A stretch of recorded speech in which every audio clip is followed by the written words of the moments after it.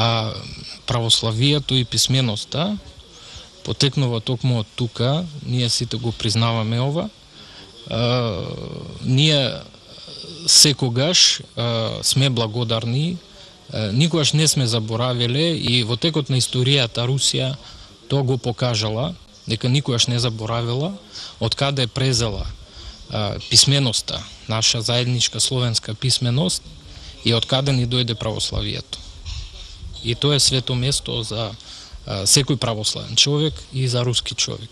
И можам да ви кажам дека и патриархот Алексий II има животна желба некојаш да се најде во ова свето место.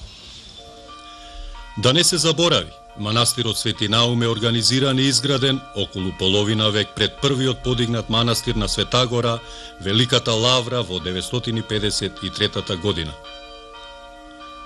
Со еден збор, кој каков бил Свети Наум се потврдило во изминативе 11 столетија. Неговиот манастир е недотеклив духовен вруток, кој духовно освежува и подкрепува.